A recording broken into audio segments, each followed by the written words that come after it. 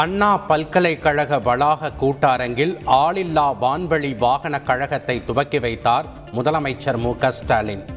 மதுரை காமராசர் பல்கலைக்கழகத்தின் சூரிய சக்தி மையமும் துவக்கி வைப்பு. குடியரசு தின அணிவகுப்பில் தமிழக அலங்கார ஊர்திகளுக்கு அனுமதி வழங்க கோரிய வழக்கு தள்ளுபடி. மத்திய அரசின் உத்தரவு எழுத்துப்பூர்வமாக இல்லை என கூறி சென்னை உயர்நீதிமன்றம் உத்தரவு. குடியரசு தினத்தை முன்னிட்டு தமிழகத்தில் பலத்த பாதுகாப்பு ஏற்பாடுகள். சென்னையில் அதிநவீன கருவிகள், மோப்பநாய் உதவியுடன் பரிசோதனை.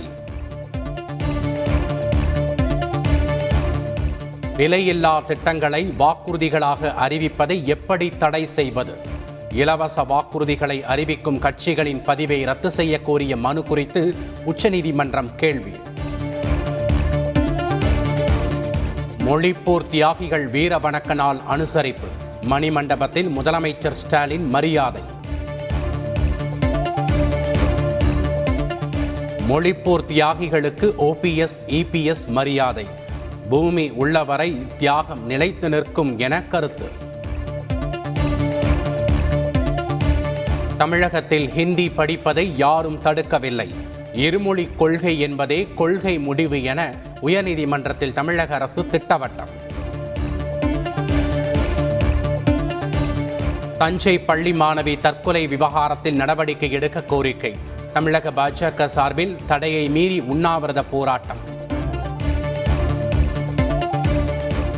தஞ்சை மாணவி தற்கொலை விவகாரத்தில் வீடியோ எடுத்தவர் காவல் துணை கண்காணிப்பாளர் அலுவலகத்தில் ஆஜர். மாணவியின் தந்தையும் ஆஜராகி விளக்கம்.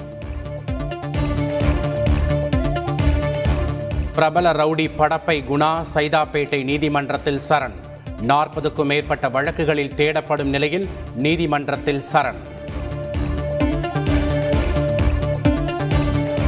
தூத்துக்குடி துப்பாக்கிச்சூடு சம்பவம் தொடர்பான 35வது கட்ட விசாரணை விறுவிறுப்பு. முன்னாள் தலைமைச் செயலாளர் கிரிஜா வைத்தியநாதன் ஆஜராகி விளக்கம் அளிக்க சம்மன். குடியரசு தினத்தை ஒட்டி தமிழக போலீசார் 20 பேருக்கு பதக்கம். சிறப்பான பணி புரிந்ததற்காக கௌரவம். புதுக்கோட்டையில் லஞ்சம் பெற்றுக்கொண்டு ஆவணங்கள் விற்பனை. ஆவண காப்பக அலுவலர் பணியிடை நீக்கம்.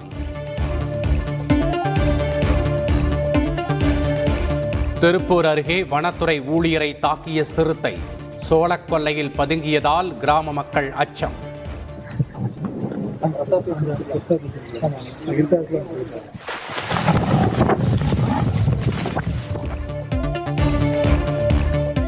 பதுங்கியிருக்கும் சிறுத்தையை பிடிக்கும் பணி 2வது நாளாக தீவிரம். மயக்க ஊசி செலுத்த வலை விரித்து காத்திருக்கும் வனத்துறை ஊழியர்கள்.